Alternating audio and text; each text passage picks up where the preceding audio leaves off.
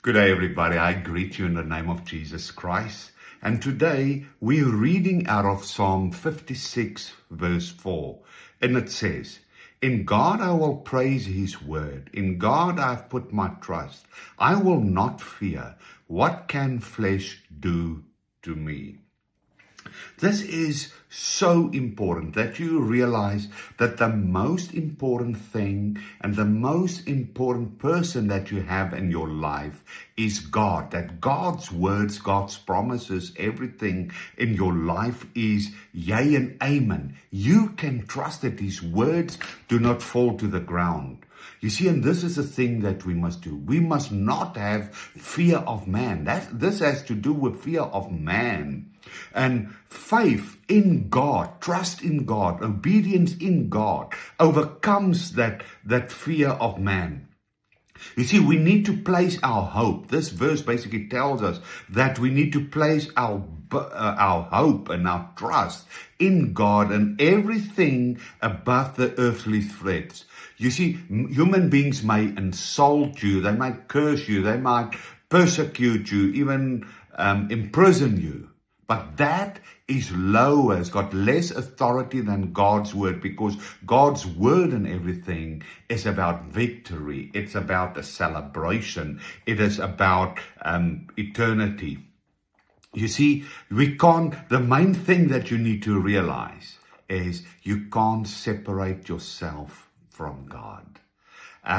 You see, but this thing as well, that I do not fear, you should look at it from another dimension as well, from a spiritual. I don't fear sinful passions. I don't fear temptations. I don't fear demonic assaults. I don't fear anxious thoughts. Why? Because of your unity, your theosis, your participation with God, that you are not ruled by inner enemies or things other than God. And that is so in God. You see, what do we need to do?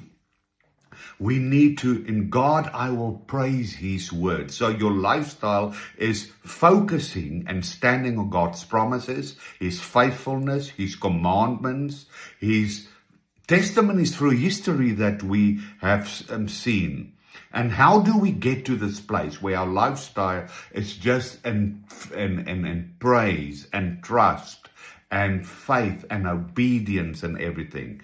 It is by praying honestly before God. Just what David did. David truly revealed his heart to God. And he was a man according to God's heart. He was truthful what's going on in his heart. The next thing that we need to do is remember his faithfulness. Look at his faithfulness in history. Look at his faithfulness and instances in your own life. The other thing is to repeat scripture, to get back into the scriptures, and to also trust the outcome that's coming. We celebrate because God's outcome is always good.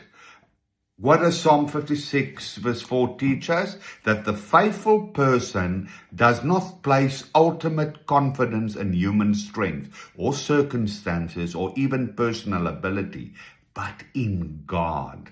Human powers are temporary and limited, while God's love and providence endures forever. Therefore, even in persecution, temptation, anxiety, or uncertainty, the Christian can say with David, "In God I have put my trust. I will not fear. What can flesh do to me?" Let's live that and let's show the world our faithful, our trustworthy God, and let's celebrate him. Amen.